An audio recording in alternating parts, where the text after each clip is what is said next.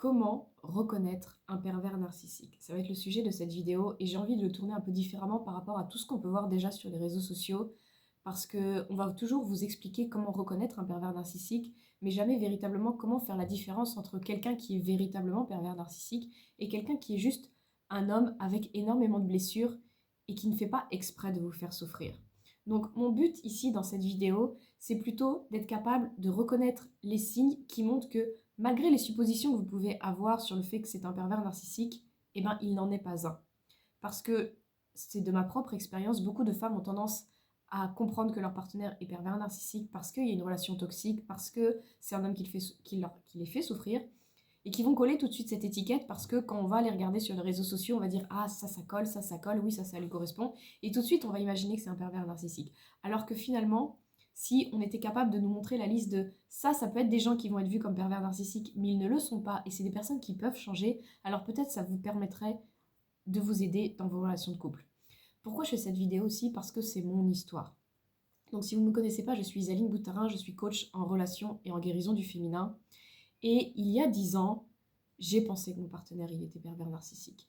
Et en fait, c'est que après avoir travaillé sur moi, après que notre relation a profondément changé, que j'ai compris, en fait, c'était juste un homme blessé qui se défendait avec les moyens qu'il avait à lui quand il se sentait en sécurité dans notre relation. Donc, un pervers narcissique, il faut comprendre, ne guérira jamais, ne se remettra jamais en question. Là où un homme qui ne fait pas exprès de vous faire souffrir va être capable à un moment donné de se remettre en question et de changer. Et donc c'est ce qui s'est passé avec mon partenaire. Mon partenaire, à un moment, a été capable de lâcher cette espèce de carapace qu'il utilisait pour se défendre, pour se protéger et qui me faisait moi souffrir.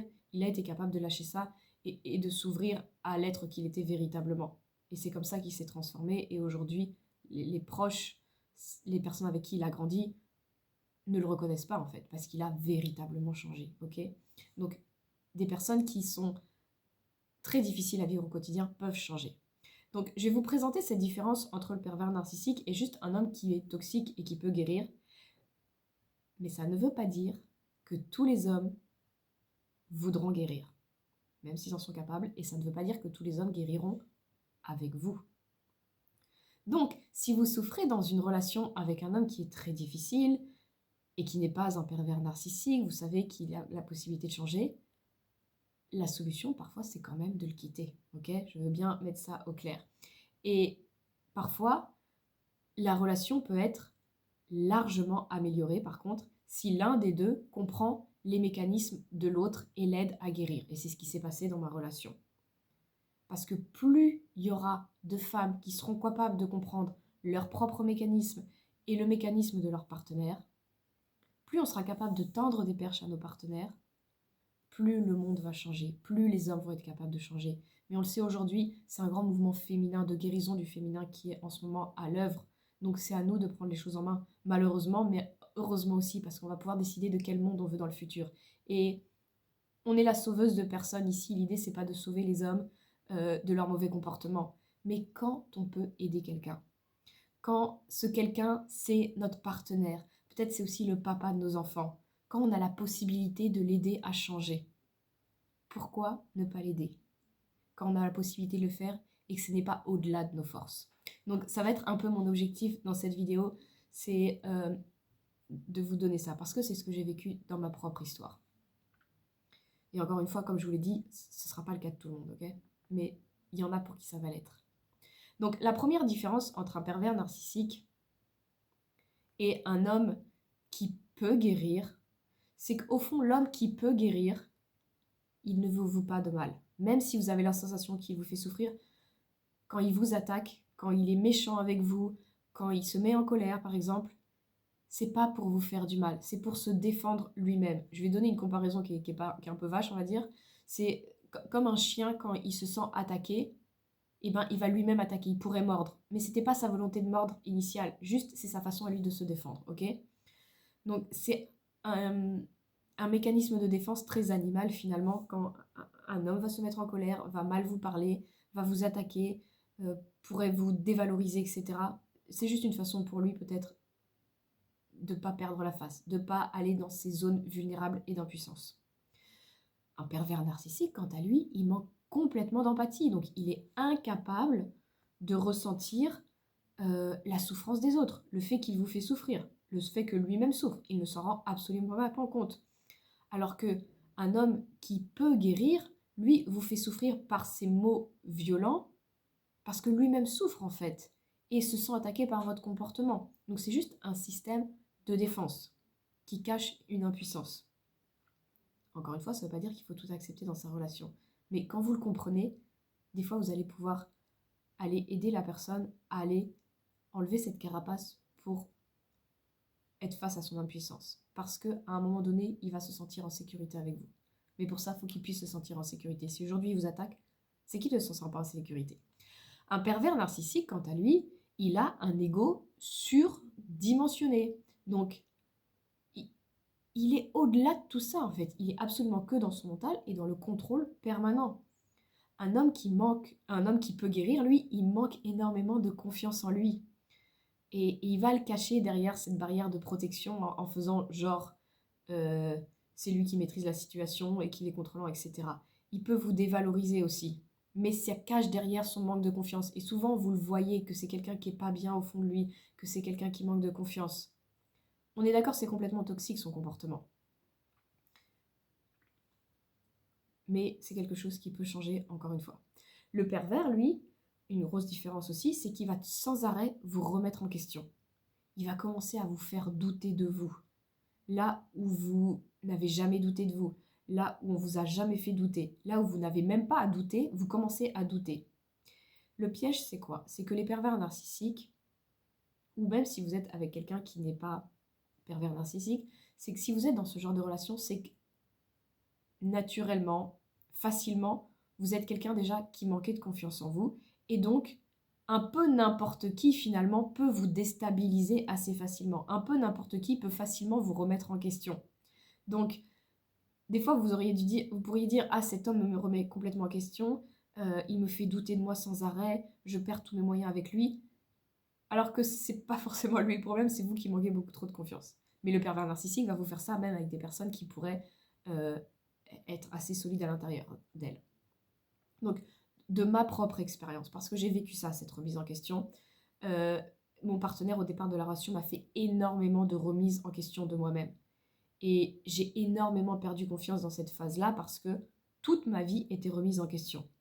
La différence, c'est quoi? C'est qu'aujourd'hui, en fait, j'ai compris que toutes les remises en question que je vivais, c'est moi qui les ai plus ou moins cherchées à travers cette relation parce que cette relation est venue comme détruire toutes les croyances limitantes que j'avais sur ma relation à l'argent, sur ma relation au travail, sur ma relation aux hommes, etc. Et c'est ce qui a fait que je suis devenue la femme que je suis. Donc, au final, c'était de belles remises en question. Mais c'est comme quand vous faites un gros travail sur vous personnel, intérieur, quand vous allez voir vos zones d'ombre. Vous savez, c'est jamais des périodes très agréables où on fait face à ses propres parts d'ombre. Moi, j'ai vécu ça avec mon partenaire quand il est venu me remettre en question. Il est venu me mettre face à mes ombres et c'était hyper désagréable. Mais en réalité, c'était comme bénéfique pour moi derrière. Donc, à vous de vous poser la question, est-ce que ce que je suis en train de vivre, je sens au fond de moi, parce que moi c'est ce que je sentais que c'était des bonnes remises en question, c'était hyper désagréable, parce que ça me demandait de me mettre face à des choses que j'avais jamais vues chez moi, mais je voyais que ça avait du bon, et donc ça, si vous êtes capable de le sentir, vous allez savoir que c'est des bonnes choses qui me fait mettre face à moi en fait. Parce que je remarque que beaucoup de femmes en fait vivent avec des hommes qui un peu les poussent dans leur retranchement. Et vous, au lieu d'aller là-dedans, au lieu d'oser de lâcher un peu la pression, d'ouvrir votre cœur là-dedans, et bien vous allez remettre la faute sur votre partenaire, de vous faire culpabiliser, etc., de vous remettre en question, etc. Parce qu'en fait, vous vous protégez, vous ne voulez pas ressentir vos propres parts d'ombre. Et donc du coup, vous fuyez la relation en disant que c'est quelqu'un qui vous fait vous faire vous sentir mal, alors que c'est un homme qui a la possibilité de vous guérir. J'espère que vous comprenez ce que je veux dire. Mais encore une fois, il y a une différence entre quelqu'un qui va vous remettre en question pour rien, juste pour vous déstabiliser, vous faire perdre confiance en vous, et il y a quelqu'un qui, sans faire exprès, va vous remettre toute votre vie en question, mais au final, c'est ce qui va vous permettre de vous libérer de peut-être d'énormément de traumas et de blessures que vous avez depuis votre enfance. Il faut comprendre qu'un homme qui peut guérir, au fond, il déteste quand ça va mal dans le couple. Il aimerait que ça aille mieux. Alors qu'un pervers narcissique, lui, il a besoin que vous alliez mal parce que c'est comme ça qu'il vous contrôle. Ok ? Un pervers narcissique aussi, il est pervers avec sa victime. Donc il est atroce avec sa victime. Mais quand il est ailleurs, c'est un homme qui paraît parfait, qui est très agréable, et on n'imagine absolument pas sa vie intime de cette manière en fait. Un homme blessé, quant à lui, en général, il a des difficultés relationnelles avec énormément de gens de son entourage. Donc les problèmes qu'il a avec vous, il les associe peut-être avec sa mère, avec des collègues, avec sa sœur. Bref, on voit que c'est un homme qui a des blessures, qui n'arrivait pas à gérer ses relations, notamment avec les femmes, etc. Et donc c'est là où on voit que c'est pas un pervers narcissique qui essaye d'avoir une emprise sur une personne, mais c'est quelqu'un qui a des problèmes relationnels et qui doit apprendre à gérer ses relations et guérir ses blessures. Ok? Un homme qui peut guérir, il cherche pas à avoir une emprise sur vous, c'est pas son délire. Il cherche pas à vous déstabiliser pour vous avoir sur contrôle en fait. Mais par contre, c'est quelqu'un qui peut essayer de vous contrôler parce qu'il a peur de vous perdre, parce qu'il a peur d'être trompé, parce qu'il est extrêmement jaloux, parce qu'il a besoin d'être rassuré, parce qu'il manque de confiance en lui. Vous voyez? Donc, quand vous lisez sur Internet un pervers narcissique est hyper contrôlant, etc., oui, mais il y a tellement d'autres personnes qui sont contrôlantes, même des femmes contrôlantes, j'en accompagne énormément, et elles sont pas forcément pervers narcissiques. Ça vient d'une part de je me sens impuissante et donc du coup j'ai besoin de contrôler parce que j'ai la sensation que je perds le contrôle de ma vie. Vous voyez? Autre point, un homme qui peut guérir, il a un bon fond. Et vous pouvez le voir dans d'autres aspects de sa vie que votre relation vous à lui.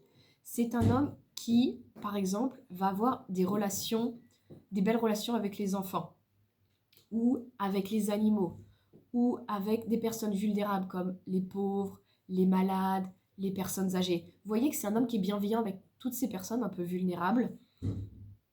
Un pervers narcissique ne sera jamais bienveillant avec ce genre de personnes. Donc, vous comprenez que si c'est un homme qui est bienveillant avec ce genre de personnes, mais avec vous, ça va pas, c'est que c'est surtout un problème lié à sa relation aux femmes qu'il doit guérir.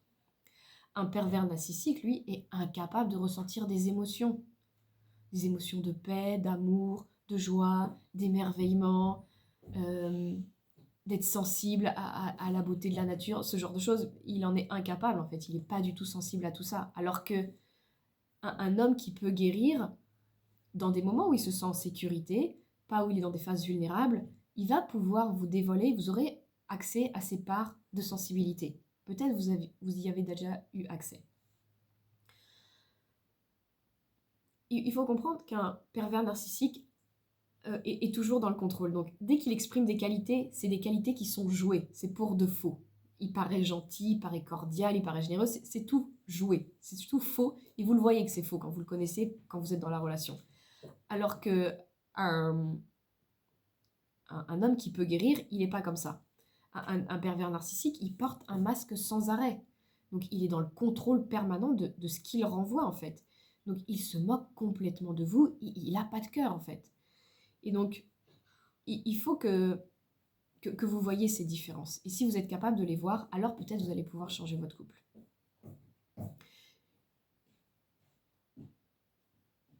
Il faut comprendre que quand on fait ce travail-là, on peut changer les gens. Et j'ai envie de vous parler rapidement de mon histoire, mais j'ai changé mon partenaire. Et des fois, ça peut paraître prétentieux de dire j'ai changé mon partenaire parce que je n'ai à être la sauveuse de personne. Mais tout de même, j'ai voulu sauver mon couple. J'ai voulu en faire une belle famille et ça a fonctionné. Et aujourd'hui, on est une famille merveilleuse. Et c'est pas juste moi qui a changé et qui a changé mon partenaire, c'est que lui, il a été OK de marcher à mes côtés et de tout faire pour sauver notre couple et de construire un couple solide. Et aujourd'hui, on a véritablement une famille qui est solide, qui est forte, où on est vraiment une véritable équipe. Et hier, il y a une femme qui me dit qu'elle voulait pas plus d'enfants et tout, elle en a un et ça lui suffit largement. Et elle me disait, mais toi, et je me disais, mais regarde, moi j'ai 3 enfants, c'est magnifique, etc. Elle me dit, oui, mais toi, Isaline, t'as de la chance. Tes 3 enfants, ils sont juste incroyables, ils sont adorables, mais tout le monde n'a pas ta chance. Et je lui dis, mais j'ai pas de la chance. J'ai construit tout ça. J'ai dédié ma vie à faire cette famille-là. Ça m'a demandé de m'impliquer comme jamais, en fait. J'ai dédié mes 10 dernières années à essayer de comprendre comment on pouvait être une femme heureuse dans un couple, se sentir libre, être heureuse avec ses enfants. Ça se construit, en fait, le bonheur. Ça demande de l'implication. Ça demande de faire des sacrifices sur d'autres choses, du coup. Et hier aussi, ou avant-hier, j'ai vu ma grand-mère et ça faisait 1 an que je ne l'avais pas vue et elle m'a dit: Isaline, merci beaucoup d'être venue avec tes enfants, ils sont incroyables, ça me fait tellement du bien de les voir parce qu'ils sont joyeux, ils sont drôles, ils me font rire et en plus ils sont tellement polis, tellement sages, genre ils ont tellement de sagesse en eux, c'est incroyable. Bravo Isaline. Donc elle reconnaît que j'y suis pour quelque chose. Et dites-vous bien que quand vous faites le travail sur vous, quand vous guérissez, vous allez avoir un impact sur votre entourage. C'est pas vous que vous allez guérir, c'est vous et tous ceux qui vous entourent, qui seront OK de guérir avec vous en fait. Et là, vous allez créer autour de vous un espèce d'écosystème de dingue. Ça va être des relations hyper solides, hyper authentiques, où plus rien ne pourra vous arrêter, où plus personne ne pourra vous faire du mal, parce que ce sera des liens extrêmement solides. Il n'y aura plus de face cachée, il n'y aura plus de part d'ombre. Et ça vous rend extrêmement puissant. Voilà, j'espère que ça vous aura inspiré cette vidéo. Euh, Sachez que j'ai une masterclass gratuite qui s'appelle Les 5 piliers de la guérison du féminin. Vous pouvez la télécharger en dessous de cette vidéo. Et voilà, je vous souhaite une belle semaine et je vous dis à très bientôt.